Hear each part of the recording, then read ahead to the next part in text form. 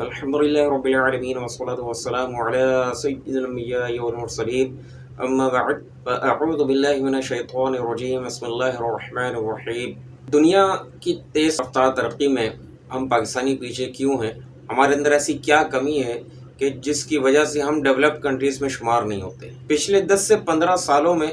دنیا نے دگنی رفتار سے بھی زیادہ ترقی کی ہے۔ اس کی اصل وجہ سائنس اور ٹیکنالوجی میں ترقی ہے۔ آپ ترقی یافتہ ممالک میں جائیں، آپ کو تعلیم پر فوکس ملے گا۔ وہ جو موجودہ ترقی ہے اس کے حوالے سے لوگوں کو ایجوکیٹ کرتے رہتے ہیں، اور سائنس اور ٹیکنالوجی پر لٹریچر، آرٹیکلس وغیرہ لکھے جاتے رہتے ہیں۔ لیکن جو ہمارے ملک پاکستان میں اس پر کام ہو رہا ہے وہ اس کی بنسبت بہت تھوڑا ہے، بہت کم ہے۔ ہر ترقی یافتہ ملک اپنے ملک میں آرٹیفیشل انٹیلیجنس کو ترجیح دے رہا ہے، کیونکہ اس کی وجہ سے جی ڈی پی انکریز ہو رہی ہے، ان کی اکانومی اسٹرانگ ہو رہی ہے، اور بڑے بڑے ممالک کے درمیان مقابلہ بازی جاری ہے کہ کون کتنا اس کو ڈپلوائے کرتا ہے، کون کس پہ اس حوالے سے بازی لے جاتا ہے۔ اور ہاسپٹلس میں، ہوٹلس وغیرہ میں اے آئی روبوٹس کام کر رہے ہیں، اور اس کے علاوہ ایسی گاڑیاں بنائی جا رہی ہیں جن کو آٹونومس وہیکلس کہا جاتا ہے، یعنی سیلف ڈرائیونگ کارس۔ ان کو کوئی انسان ڈرائیو نہیں کرتا بلکہ اے آئی روبوٹک کارس۔ ان کے اندر ایسے سینسرز لگے ہوتے ہیں کہ جو امیج ریکگنیشن کا کام دیتے ہیں، یعنی کہ کہاں جانا ہو، کس روٹ پہ جانا ہے، یہ آپ کو صحیح مقام پر لے کے جائے گی انشاءاللہ۔ اور اس کے علاوہ یہ کہ اس کے اندر نیورل نیٹ ورک کام کرتا ہے جو مشین لرننگ کا کام دیتا ہے۔ جیسے انسان کا دماغ ہے کہ اگر یہ ہو جائے تو کیا کرنا ہے، فیصلہ کرنا۔ جیسے کہ اگر کوئی آدمی سامنے آ جائے یا گاڑی سامنے آ جائے تو کیا کرنا ہے، سگنل بند ہے، ریڈ لائٹ جل رہی ہے تو کیا کرنا ہے، گرین لائٹ پہ کیا کرنا ہے وغیرہ۔ لیکن ہمارے ملک میں تعلیم و تربیت دونوں کی کمی ہے۔ ہمارے ملک میں اوریانیت کو اور فحاشی کو ترقی کا نام دیا گیا ہے۔ اگر اوریانیت اور فحاشی میں ترقی ہوتی تو افریقہ کو کوئی ملک بھی غریب نہیں ہوتا، کیونکہ وہاں پر بھی یہ فحاشی ہے۔ لیکن ترقی جو ہے تعلیم و تربیت سے حاصل ہوتی ہے۔ ہمارے ملک میں اگر آپ دیکھیں تو بڑے بڑے یوٹیوبرز اور ٹک ٹاکرز کیا کر رہے ہیں، ان کو کتنے لوگ فالو کر رہے ہیں۔ ہمارے ملک میں جب تعلیم و تربیت کی جب بات ہو رہی ہوتی ہے تو ان کو اتنے لوگ فالو کرنے والے نہیں ہوتے، لیکن جب جہاں پر ایسا کانٹینٹ بنایا جا رہا ہو جس میں فحاشی ہو، بے حیائی ہو، اس کو لوگ زیادہ دیکھتے ہیں۔ اور یہی وجہ ہے کہ جب دیکھنے والے زیادہ ہیں تو کانٹینٹ بنانے والے بھی زیادہ بڑھتے چلے جا رہے ہیں، یہ کام بھی زیادہ بڑھتا چلا جا رہا ہے۔ یاد رکھیے، یہ جو کچھ بھی اس کے ذریعے پیسہ کمایا جاتا ہے، بے حیائی کے ذریعے، فحاشی کے ذریعے، یہ حلال نہیں ہے، اور حرام کا پیسہ کبھی نہ کبھی اپنا اثر ظاہر کرتا ہے۔ یہ پانی کے بلبلے کی طرح ہوتا ہے۔ آپ کو ابھی ان پیسوں پر عیاشی کرنے میں بہت لذت محسوس ہو رہی ہے، آرام محسوس ہو رہا ہے، لیکن یاد رکھیے یہ کینسر کی طرح ہے کہ جو جسم میں پل رہا ہوتا ہے لیکن اس کا شروع میں پتہ نہیں چلتا۔ جب وہ معاملہ بہت بگڑ چکا ہوتا ہے تب اس کا معلوم چلتا ہے، اور جب معلوم ہوتا ہے تو سارا سکون ختم ہو جاتا ہے، برباد ہو جاتا ہے۔ تو یہی حال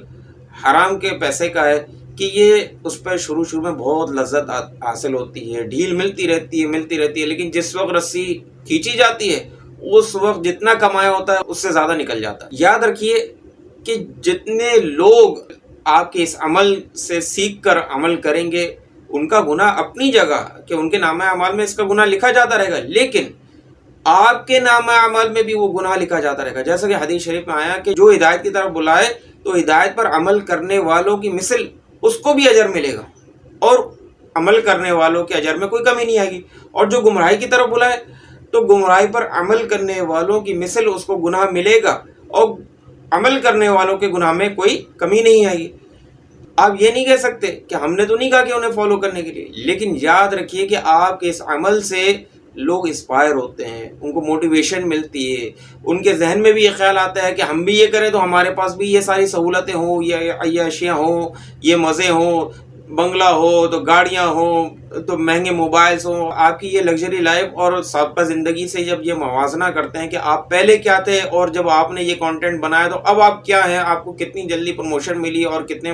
آپ مشہور ہو گئے، تو یہ سب چیزیں جب لوگ دیکھتے ہیں تو وہ اس سے موٹیویشن ان کو ملتی ہے، ان چیزوں سے سیکھ کر خود بھی عمل کرنے کا ذہن بناتے ہیں، اور آخر کار کوئی نہ کوئی تو ایسا ہے کہ جس نے کام شروع کیا، پھر اس کو دیکھا دیکھی لوگ یہ کام شروع کرتے رہے کہ اس نے ایسا کیا تو میں نے بھی کرنا ہے، اور پھر اس دوسرے کو تیسرے نے دیکھا، پھر تیسرے کو چوتھے نے دیکھا، یہ سلسلہ جاری ہوگی۔ آج آپ کو دیکھنے والے بہت سارے لوگ ہیں کیونکہ آپ پہ جوانی ہے، لیکن جب آپ کی یہ جوانی رخصت ہو جائے گی پھر آپ کیا کریں گے؟ کہیں تو اس کا اثر ظاہر ہوگا، جو آج آپ نے یہ پیسہ اس بے حیائی کے ذریعے کمایا ہے، کہیں تو اس کا اثر ظاہر ہوگا، کہیں تو یہ کمائی آپ کو اپنا رنگ دکھائے گی۔ اب آپ یہ سوچئے کہ جب آپ بوڑھے ہو چکے ہوں گے، جب آپ اس قابل نہیں ہوں گے کہ یہ کام کریں، یا قبر میں ہوں گے، لیکن جو آپ سے جن لوگوں نے سیکھا اور اس پر عمل کیا وہ عمل کر رہے ہوں گے، آپ اگرچہ عمل نہیں کر رہے لیکن ان کا گناہ جو وہ ان کے نامہ عمل میں لکھا جا رہا اور آپ کے نامہ عمل میں بھی لکھا جاتا رہے گا، کیونکہ انہوں نے آپ سے سیکھا، پھر ان سے دوسروں نے سیکھا۔ یہ نہیں ہے کہ اب آپ قبر میں چلے گئے یا بوڑھے ہو گئے تو آپ کا یہ جو ہے گناہ کا سلسلہ منقطع ہو گیا، بلکہ آپ نے یہ سلسلہ ایک گناہ جاریہ کر دیا ہے کہ آپ سے لوگ سیکھ کر آگے چلتے چلے جا رہے ہیں۔ تو جتنے لوگ آپ سے سیکھ رہے ہیں اور پھر ان سے سیکھ رہے ہیں، ان سب کا گناہ بھی آپ کے نامہ اعمال میں لکھا جا رہا ہے۔ اور ہمیں بھی چاہیے کہ ہم ایسے کنٹینٹ کو نہ دیکھیں، ایسی چیزوں کو نہ دیکھیں، کیونکہ ہمارا ایسی چیزوں کو دیکھنا ہی ان کو پروموٹ کرنا ہے، ہمارے دیکھنے سے ان کو پروموشن ملتی ہے، ہم دیکھتے ہیں تو اس پہ ویوز بڑھتے ہیں، اس پر جو ہے ان کو ڈالرز ملتے ہیں، جس کے لیے وہ کام کر رہے ہیں۔ یہ بے حیائی وہ ڈالرز کے لیے تو کر رہے ہیں، ان کو اس سے غرض نہیں کہ آپ ان کے کنٹینٹ کے نیچے جا کے کمنٹس کر دیں، گالیاں لکھ دیں، برا بھلا کہہ دیں، ان کو اس سے کوئی غرض نہیں، ان کو ڈالر سے مطلب ہے۔ جب آپ اس کو دیکھ رہے ہیں تو ان کو ڈالرز مل رہے ہیں، آپ اس کو دیکھنا چھوڑ دیں، جب دیکھنا چھوڑ دیں گے تو وہ بنانا چھوڑ دیں گے، کیونکہ جس کی ڈیمانڈ نہیں ہوتی، جس کی مانگ نہیں ہوتی، وہ آدمی وہ چیز بناتا نہیں ہے، کیونکہ وہ کون ایسی چیز بنائے گا کہ جس کی مانگ نہ ہو، جب اس کو خریدنے والے نہ ہو۔ آپ اس کو دیکھیں گے تو وہ بناتے چلے جائیں گے۔ یاد رکھیے اللہ تعالیٰ نے ارشاد فرمایا لا تعاونوا علی الاثم والعدوان، اور گناہ اور زیادتی پر ایک دوسرے کی مدد نہ کرو۔ آپ ان کو دیکھ رہے ہیں گویا آپ ان کے گناہ میں ان کی مدد کر رہے ہیں،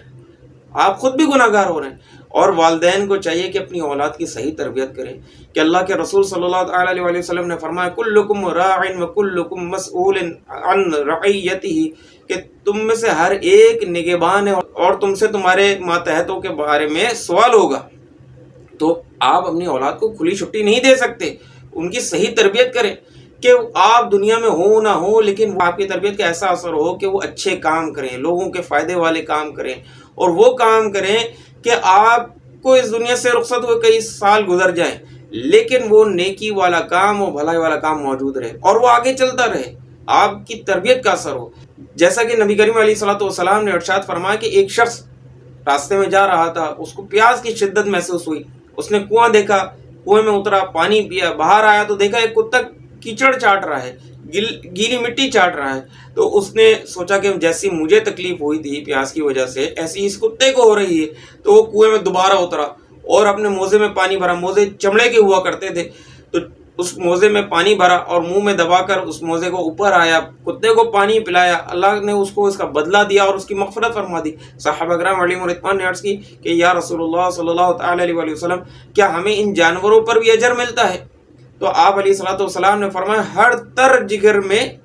اجر ہے، یعنی کہ کسی بھی جاندار کے ساتھ بھلائی کی جائے، نیکی کا کام کیا جائے، اس کا ثواب ملتا ہے۔ آپ کسی کے ساتھ بھی خیر خواہی کریں گے، جس طرح کہ شریعت نے جو طریقہ بتایا اس پر عمل کریں گے تو آپ کو اس کا ثواب ملے گا۔ ہاں جہاں شریعت نے منع کیا، اب جیسے کہ فحاشی کا کانٹینٹ ہے، یہ آپ دیکھ رہے ہیں، اب ان کو پیسے ملنے تو یہ آپ گناہ پہ مدد کر رہے ہیں، لیکن آپ نہیں دیکھیں گے تو اب آپ کیا ہے کہ اس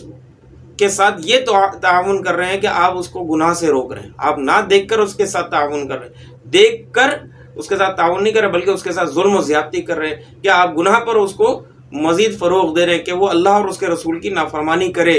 لیکن آپ نہیں دیکھیں گے، دیکھنا چھوڑ دیں گے، بوائیکاٹ کر دیں گے، تو وہ جب یہ اس گناہ سے باز آ جائے گا تو گویا آپ نے اس کی مدد کری کہ وہ اللہ اور اس کے رسول کی نافرمانی نہ کرے۔ تو جہاں پر اللہ اور اس کے رسول نے سختی کا حکم دیا وہاں سختی کرنی ہے، کہ وہاں سختی کرنا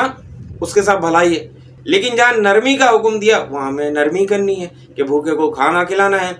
پیاسے کو پانی پلانا ہے، ضرورت مند کی مدد کرنی ہے، مقروض ہے اور حاجت مند ہے تو اس کی مدد کرنی ہے، وغیرہ وغیرہ۔ تو ہم نے یہ کام کرنے ہیں۔ اگر ہم اولاد کی اچھی تربیت کریں